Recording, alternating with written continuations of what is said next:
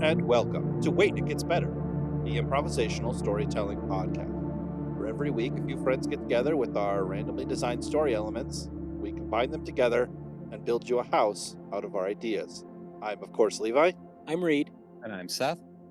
And we are here to tell you a story. Someone want to give us a synopsis of the last 3 episodes we've been through? Or 2 episodes we've been through? You've been doing pretty good on the recaps. All right, so what we have here is we have a villain. His name is Vincent. He's trying to kill everyone, harvest their soul energy, and make it so he can live forever. He's being stopped or being hampered in part ways by Goodberry and Amelia. Amelia. What was his name? Merriweather. My brain said Goodberry. I don't know why I was at that place. Like, okay, who's Goodberry? No, so they're trying to stop him, right? Everyone lives on a techno world. It's Earth, but all of the natural resources have been rerouted and shuttled away. It's a giant city, but something terrible has happened. A significant amount of decay has happened, and now it's kind of an Old West traveling Texas Rangers kind of small community. Merriweather is in charge of the history, figuring out where we came from, and Amelia is in charge of keeping old traditions of self-sustaining alive. Vincent is a doctor who has information about how to harvest people's life energy and basically use it to do whatever you want with it. Our hero, did we establish a hero's name? Yeah, I think it was Alan. Yeah, You're right. Alan Drudger. Alan Drudger, he is a lightning rod. So that means he can take out great outbursts of people's power and kind of either put it into the earth or put it into himself or put it in somewhere else. There's lots of other people. Alan Drudger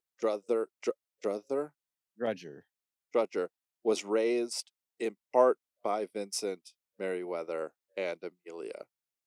And they all have varying influences on him as a person. And I think what Vincent wants to do is to use the fact that Alan is a lightning rod to kill a bunch of people, like all of humanity almost, and then use the lightning rod of Alan to sort of onk the energy back into Vincent. So that Vincent can onk the energy out and then just continue to recycle all of this power. There's a couple of deities, more like forces of nature. There's water, earth, light, and wind. And all of them represent various stages of life and also chaos and order, respectively, between them. Anything I'm missing here? Nope, you're doing good. Okay, they're on a mission to find something. I think a key event was when you were describing this magic system, this capacity to tap into the kind of the vitality, the energy of the of your life force. There was a guy had risen up. He was kind of like a major general in the power struggles in this, worldwide city kind of worldwide cityscape, so to speak. And he had understood in a way much greater than others about tapping in to that force, and the dam kind of broke and it just shattered, and there were these shards that split off that were literally repositories of some of this life force. But that was like kind of the main big event that kind of broke down the whole social order, and of course a lot of lives were lost. Right. And Merriweather was from his clan, actually, and he has spent his life studying, like you said, the history and trying to go back and prior to the whole technological explosion that harnessed the whole planet into this planet-wide cityscape. They had the elemental powers, like you said, the earth, wind, water, and light, and he's been studying what is that reaction, their reaction, or how are they related to things as they are now. Right. So if you want more information, you should go back and listen to the other episodes. But we're going to jump right in. We'll fill in other stuff as it goes, but I think that's pretty good overview for this. Sound good to everybody? Yeah. Great. Seth, what story element did you have? Had unique pet. Unique pet. How about you, Reed? Uh, water slash hero sidekick. Great. I had light slash villain sidekick. So Seth should go first. Okay, so as you guys put, I had wind slash unique pet. And the unique pet is kind of the embodiment of the element that is wind, and it Right. takes two forms. One is a can't remember which one is faster on the drop, the falcon or the hawk. I believe the falcon is faster on the drop. Okay, so it's a falcon. Um, the one alliteration of it is a falcon, and it soars through the heavens. It flies around, and like the wind follows it. Nice. As far as its name is like if you ask like what its name is the wind under my wings. It's like Oh, self. nice. Its other form is a wolf. So when it's in the sky, it's a falcon, Yeah. and when it's on the ground, it's a wolf, and it's the wind at my back Cool. and the wind in my wings. Those are the two alliterations. And if it's killed, it'll take form in another alliteration of kind of the same venue. One to traverse more on the ground level, and one that would traverse the sky. Right, so it's not like it can shapeshift. It's just like it appears as one of these things until eventually it's killed. And Correct. then it comes back later as a different thing. Okay, that's cool. So not Well, Lady Hawk then. not lady. Yeah, That's good. yeah. That blinks out at dawn and dusk. Yeah, yeah, Yeah, yeah. yeah. That's what a great story. Okay. Great. Do you have any idea about how this unique pet sort of makes its way into the world or like makes its way into Um, the story? I think being that I think what we had established the whole cityscape had kind of they had taken control of nature, rerouted every river, Yeah. like stopped all the wind, stopped all the everything was Yeah. just kind of stopped and heavily managed. With the event that happened that kind of set things back, the elements have been reappearing, and so I think it's just a matter of it reawakening and taking the form of the falcon Yeah. or the I like the falcon better, so I think maybe at least at first it's the falcon and it goes around with Alan. Okay. If that I think none of you had the one of you had the Hero hero sidekick? no. Yeah, I have a hero sidekick. Okay, then we Well, it's can unique pet. I mean, Yeah. okay. it can be as well. So maybe we'll just keep that up in the air to see where it fits in the best. But I Yeah. think somehow it, when it's reawakening, finds itself attached to um, one of our main characters. Cool. Um, the light. So I came up with two characters because I couldn't think of how a character that followed the light deity would also be the villain sidekick because the light is good. So I came up with two characters. Um, they are siblings. They are twins. One was born under the light of the a noonday sun, and one was born under the full moon at midnight. So a very long labor for the mother.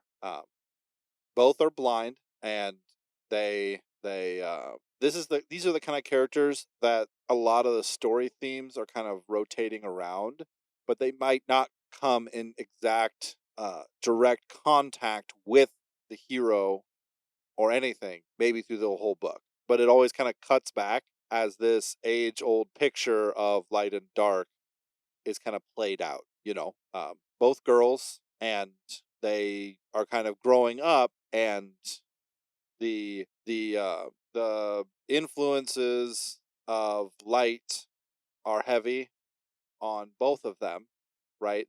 As they, it's like a mystical thing. One was born on a full, at exact noon under the full sky, and one was born at exact midnight on a full moon, So there's like a lot of mysticism that is arising around them, you know. And you catch them first right after their birth, their mother not really knowing what to do, but then as things start to move on, a religious sort of fanatics begin to attach themselves to the mythos of these children. As one of them is blind, but they can see through another's eyes, you know? Um, one of them is, one of the blind ones can see in pitch dark only, as if it were light. So just there's some strange things happening with the combination of this awakening power that's coming back into the world after hundreds, if not thousands of years dormant, and the just kind of peculiar situations around their birth. And I think that I don't know who is the villain's sidekick, and I don't know who is the light character, and I don't want to just say, well, clearly the one born under the sun is the light character, you know, because there's also a chance that, I mean, the full moon is the reflection, greater light to rule by day, lesser light to rule by night. I mean, it's a reflection of the sun, so you can't say that someone born in midnight is for some reason evil, but there's going to be some breaking point where they're growing up as religious icons, and then when the story takes place, maybe that's one of the things the hero needs to go and find them. He needs to kind of seek them out and see what's maybe they have some information, maybe they have some prescience, they have some future memories they can access. But at some point one of them kind of through shame or embarrassment or jealousy sort of tries to turn the tide in the favor of wickedness, and the other one at that point moves into being the hero's sidekick. I don't know exactly what that would be, but that would give here you have Alan, kind of this Texas Ranger guy going around figuring stuff out, and um, he's already an anomaly by himself. So then all of a sudden he has this task. It's good to start a story with a quest. So he has this task to go and seek out this wisdom from these seers, and that's his like beginning task. And then from there, maybe he goes to try and find these other special ability people, to try and um, kind of get a handle on the fact that the whole world is just going crazy, right? Because with with the degradation of of the infrastructure, nature is coming back, and nature's power is coming back, and so things are getting kind of crazy. Cool. So I have a thought on that. Okay. One thing that might be able to explain that. So, as we had established before, Vincent is trying to do what we had said Vincent is trying to basically kill everybody off. Yeah. And if light is kind of the like the driving creative force that is behind that, they would in theory not in a wicked way but an altruistic way if they're looking at this entire planet that's now been everything's been rerouted, it's not natural. The Right. best way to it would be to have something that totally rips everything up and turns it back to its natural path. Okay. And perhaps if Alan, let's say, towards the beginning, brings them in to like bring them to the wisdom of, Vincent and Yeah. um, Yeah. Meriwether and Amelia, because they're some pretty wise figures on the world scene right now. But no one knows that that's what Vincent is trying to do. And perhaps partway through, um, they even if it's an altruistic way, come to kind of Vincent's way of thinking, or at least the twisted idea of what he's wanting, Right. because that would be the, let's say, best way to destroy everything that has ripped nature and order Right. apart to Right. recreate the proper flow of. Right. If they're servants of just nature, then just nature would really be profited a lot by having all of the humans dead so that they can't like repropagate and create the cities again. If you're looking at it from like just a nature standpoint. So maybe that's close to the deviation point where there's two of them and they both really buy onto it at first, and then maybe one of them travels with Alan, and there's some, she actually kind of gets out of the the cloistered kind of closeted environment she's been in, where she's kind of everyone's a yes man, everyone's a deceiver, everyone's just trying to manipulate her, and she kind of leaves that and becomes his sidekick and just kind of meets people, you know, and has her eyes opened, no pun intended, but has her eyes open to sort of the reality of the human being, and how it doesn't matter how at the base nature, she might say, well, roots break stone, right? Therefore, stone is immoral, right? Roots break buildings. Therefore, buildings are immoral, right? The tree isn't doing anything wrong. You are doing something wrong by putting your cement and your systems into the ground, right? So creating a morality system based on, we have to go back to nature, but then it starts to ramp up. And what Vincent's hoping they're going to do is they're going to basically get everyone to a place that they're about to die, and then use Alan to kill everyone and take all their power, and they're kind of unwilling participants at this point, saying, yes, we'll do that, you know, because like you said, it's kind of the altruistic reality is that if every human dies, plants are going to be fine, you know? And if you don't value a human life, then you can't, I mean, you can, but it's much more difficult to sort of value anything that humans can create. Right. Reed, you have something to add? Um, to not to that specific thought, but No, you what's your story element? okay?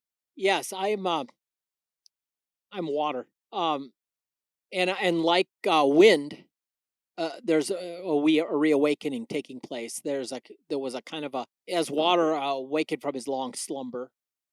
He was on the lookout for a hero worthy of his backup, so to speak. Um, and although being a force of chaos, he had an inner hunger for good. He was the absolute type.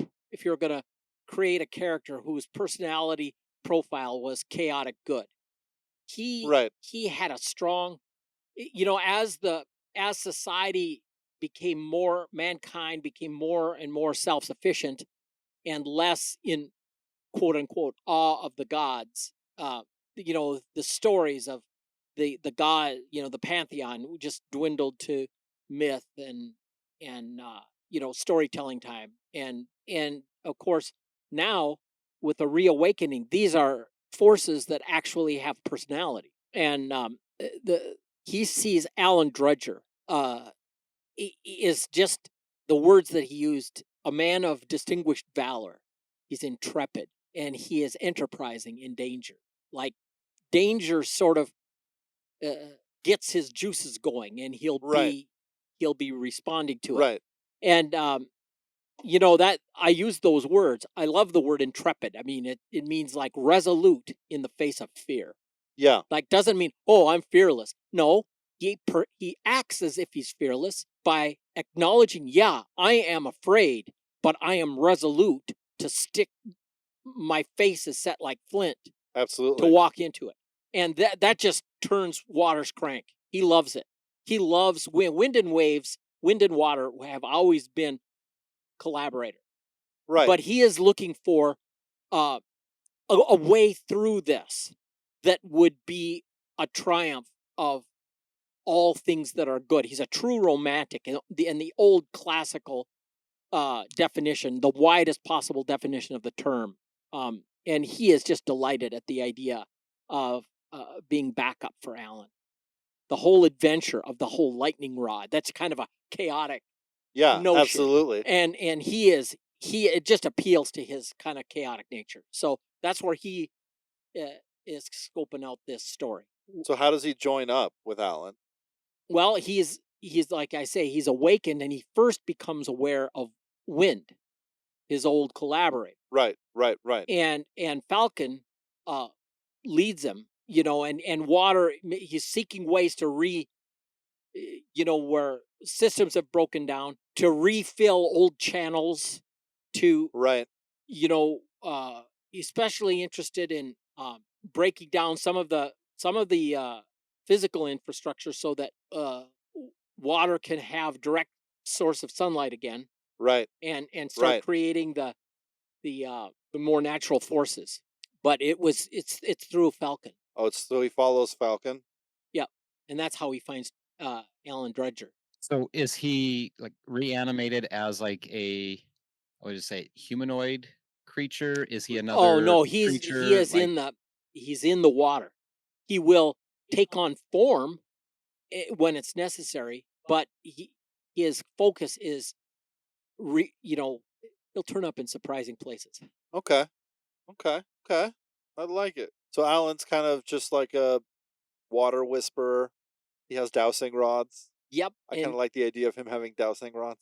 yeah. Or he or once he finds water and they're gonna cross some great thing, like, what does water think about people drinking him, you know? Yeah. And what is our body? 96% water or something like that? Yeah, so he is as acquainted with the human anatomy as anyone. Right. He, like, understands he probably, it sounds like, um had some insight or was asked, how to make humans, oh, so long Right. ago. Right. And the other thing too, as the lightning rod, the the the the shards, uh, and Alan as the lightning rod of drawing these forces. There's a conductivity issue. It's not exactly electric, but water enhances flow.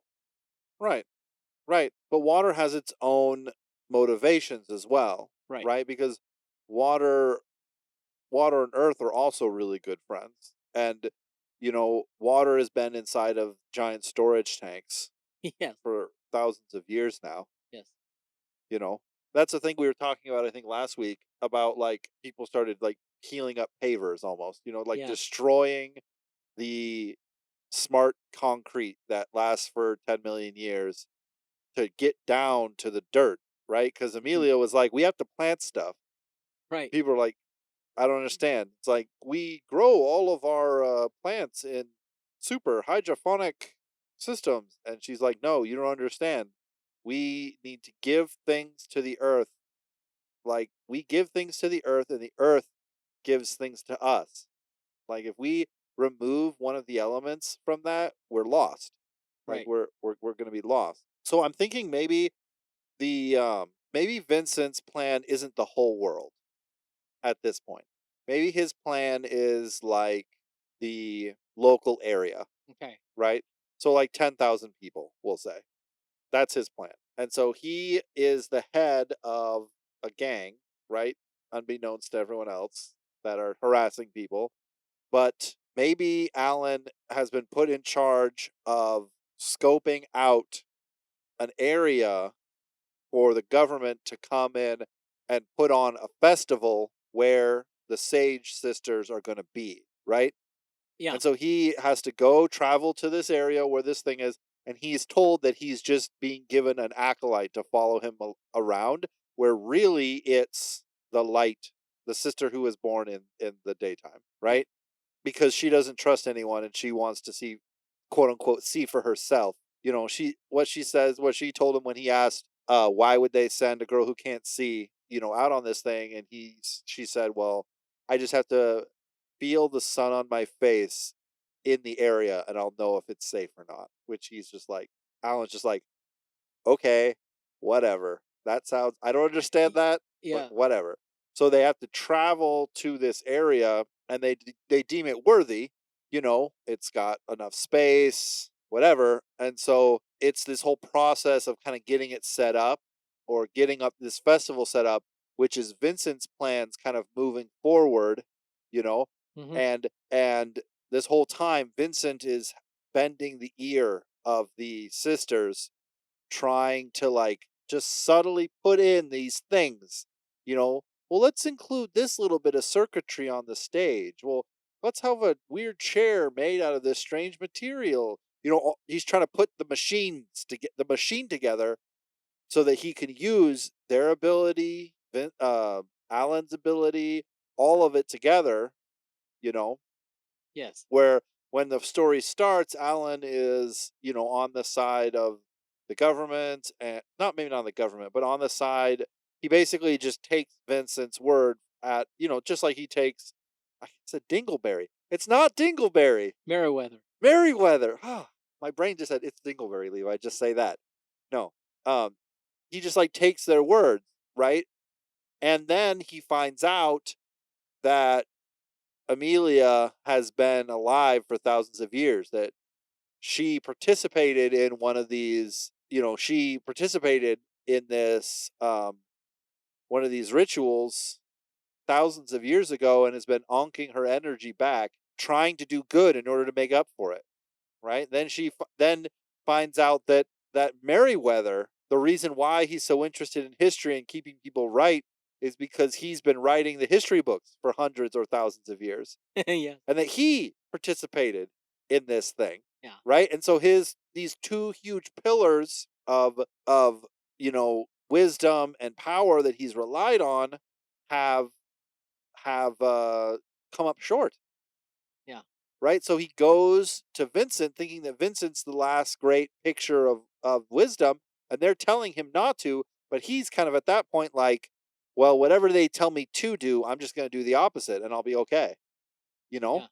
Yeah. And so he trusts Vincent for a little bit, and he kind of jokes around, Vince, how old are you? And you know, and it's revealed that Vincent's the one who told or somehow informed him of Merriweather and Amelia, and it's like this just complicated thing. Part of me really loves a hero like Roland Deschain of Gilead from the Dark Tower series, who just knows what he wants, doesn't trust anyone he doesn't find trustworthy, and goes forward with his own plans, Yes. right?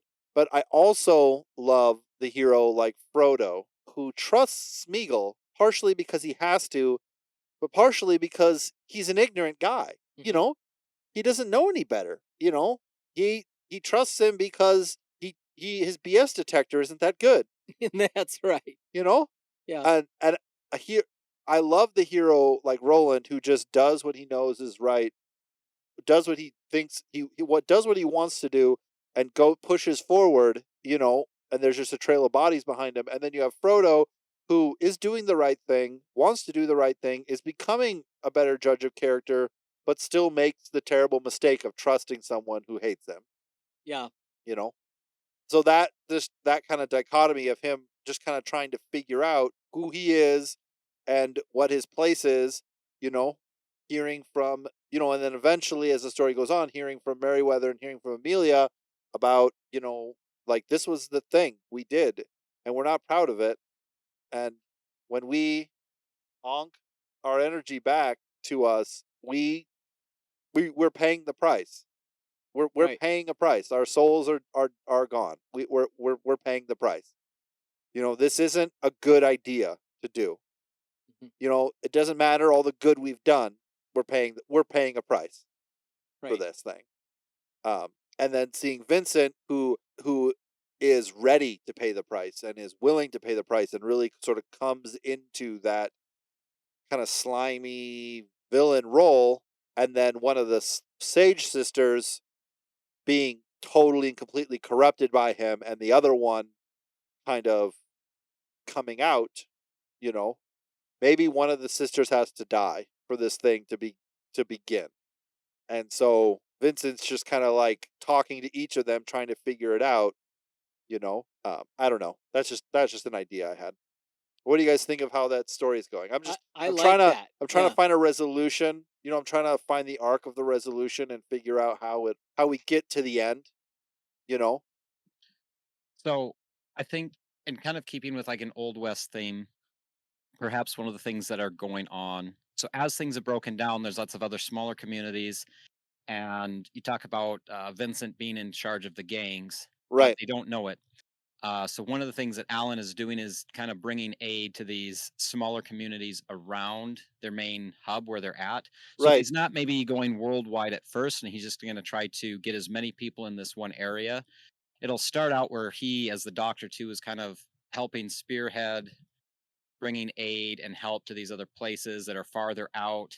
And, through Meriwether and Amelia and Vincent, they're bringing aid, they're bringing some justice for, some of the bandits at first. And Right. then he's coordinating then all these other bandits that then start pushing some of the farther outlines, farther in, farther in, farther in, and clearing out the land basically, and bringing people closer and closer and Oh, closer. right. So in that idea, that classic idea of like, oh well, this is the safe place. See, we have these three head like sages here that are so wise, and we have like infrastructure again, and you'll be Yeah. safe Yeah. inside the walls, and we have the sage sisters here now, and this will be the new hope. Like the government isn't getting out here quick enough. Here we are establishing our own thing now, and if the closer you are, the closer you are to protection from these bandits. And Right. so Right. as then he's done with the bandits, he's having Alan basically go play cleanup. Right. And so Right. then the bandits will push them out of this area, and then Alan will come through with, the help of wind and water and, kind of, and a little posse, and they'll do the cleanup of these bandits. And eventually that's maybe what trips him up on Vincent. Yeah. You know, you That'd be an interesting thing. you know, as these communities kind of came together and they tried to restore civility and different people performing different functions that had to take place, and Alan, hu- said, we've got a great force here. You get, yeah, that you don't have the centralized control anymore, but you've got each other. Restoring the idea of getting the townspeople together. It's kind of like uh the Magnificent Seven, or the Three Amigos. That you get the townspeople motivated to go beyond just being a neighborly and being a shopkeeper, or just you know Right. yeah, like kind of the forming of, together we can withstand the bad guys that come to exploit us and take what we've put back together. Right. But in some ways as well, the gathering together is also bringing them together under Vincent's thing. Right. It could be something even as simple at Seth as like Alan goes to Vincent's clinic, right? Gets off his horse and starts, tying his horse up, and then sees a horse, and then is like, remembers 2 nights ago when he was chasing the bandits, um, that he saw one of them had A painted pony that had that certain kind of. yeah, and he's like, oh, and he got kind of cautious and he like rushed in and burst in and there was no one there. And it was just Vincent was just there and he was like, they were talking and Alan was kind of like, are you okay? Is everything good? And he's like, yeah, it's fine. Everything's good. And he kind of noticed like bloody rags on Mm, the thing and he's like, yeah. something's wrong. And then he thinks maybe Vincent's like being held hostage. And so then he like stakes it out. And then the guy comes out like an hour or so later and gets on his horse, you know, and rides away. And Alan's just like, I don't know why you're helping the bandits. Why are you helping these? And then it kind of like, that's kind of the seed of the doubt, as he kind of starts Right. to move forward. Right. I think this story has to end with either Amelia or Meriwether or both of them dying. Like, then by dying, I mean choosing to stop onking the energy back to themselves. Right. Like, basically deciding, I think we had established last time that that is why they are the wise old man and wise old woman, because yeah, they've already kind of stopped, and so they are now deteriorating to time. okay, It right, will take probably another 1,000 years, but they've turned that. No, they've realized that what they've been doing, although altruistic as most of their life has been a large gray area that is not right, right, right. right. You And know, so they have turned that leaf, and they are letting their life, like say, play out. And so they have been getting older and older the last maybe couple 100 years. Okay. However, then I think we'd established Vincent had never done the onking, but he had been around for a while doing like pulling off of all the soul stones. Yep, he'd been he and any people would come in for health, and he would, like, basically suck them dry. Yeah. Yeah. Be like, "Oh, this guy, he's got his he's got an inflamed appendix. I mean, he's got, like, a couple weeks left," and then he just would take from them. "Oh, this person, I mean, she's got, like, a brain tumor. Oh, take Yeah. from them." And It just kind of the old saying, what does it profit a man if he gains the whole world but loses his soul? And there's that notion with Amelia and Meriwether that, yeah, yes, achieved this essential immortality, so to speak, but to what end? right, And he who loses his life for my sake will gain it, and he who tries to hold on to his will lose it. I think they're stepping toward a So I have an idea here. It would okay. set up that it could have like a sequel, like okay, what could happen next.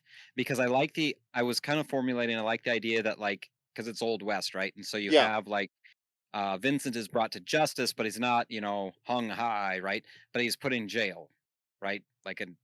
But like what kind of jail? So if we have Meriwether and Amelia, um, they've been onking their power and they know how to onk, right? So let's say it starts happening. Vincent starts like pulling all this energy, and then they get into like this super battle, and there's like the element deities are involved. right, Amelia and Mayweather, who have like tons of just accumulated power that's been just onking back yet. They could live for another 1,000 years, but they, in kind of like this burst, they actually catch him by basically making a onked prison between the two of them. They basically petrify and become like two like statues as they like reach their oh, hands yeah, out towards each other, and they have like an energy prison that has Vincent onked in between them. And so it's got the full flow of energy between the two of them through the earth, almost like rods, yeah. right? So they And become so just like pure conduits. yes. And so basically they will last for another 1,000 years for that energy. So it basically gives like 1,000 years that Vincent can sit in basically stasis Okay, um Mhm. before he's before this prison is over. yeah, Bad But Merlin in the Crystal Caves. um basically, so it I would say it like kind of ends with all that. The travesty of that has kind of started sent out like a wave of breaking all the stuff down. And right, so like water has reburst from the ground, it's pushed the concrete back, it's retaking the earth without the massive human loss as it's emanating out from this point. As it's slowly, the roots are growing, water is starting to flow again from this point yeah, and slowly work its way out with, let's say, minimal human loss or none, because it's a fast but slow outward point, right, with at the center of town like these two statues almost like in this, like, I'm just imagining like petrified now in like a pure energy crystal as like they're reaching out towards each other and almost like a fountain, but then it's yeah. just emitting this like In between them being this, rainbowed energy in this like sphere. I think that's a really good ending. And Yeah. but then it's like you have Alan like looking, it kind of ends with Alan looking at Vincent as Vincent, is like, it's been like maybe 50 years now, and Alan's an old man as he's watching Vincent, still young because he's trapped inside of here. Yeah, As he's like, I don't know what will become of you in the 1,000 years that your prison will last, you know, but like vowing to like leave an order that will hunt him down yeah, and stop him, and like kind of maybe ending with like just a wry smile from Vincent. Oh, 1,000 years, you know, yeah, like 'kay. almost like an exchange where it's like in my time now, he's got what he wants. He just has to be patient. Or if he can figure out a way to then tap into it, which maybe in a sequel, spoiler alert, I just Yeah, watched yeah, yeah, Titan AE where he's in the, because that was, I remember being a kid and that was the coolest thing where the dredge like capture him and it's all pure energy. And so he's in the prison and he's trying to beat his way out. Well, then it's energy. And so he makes a point, and a point that like cuts off the flow. And when he brings it together with his fingers, and it like short yeah, circuits yeah, yeah, the energy, and he's able to make a hole in it by like making 2 points and short circuiting it, and it's really cool. And so I was thinking like that would be like a way where maybe like 300 years in, Vincent will figure out how to get it. But at the end of this story, he's just like happy that now he's basically immortal for the next 1,000 years. And if he can find a way to now, instead of that prison onking itself in this repetitive loop, he can escape and be more powerful than ever. Ladies and gentlemen, thank you so much for joining us for this episode of Wait It Gets Better. If you like this episode, please let me know. At me on Twitter at @GetsBetterCast, or send me an email at waititgetsbettercast@gmail.com.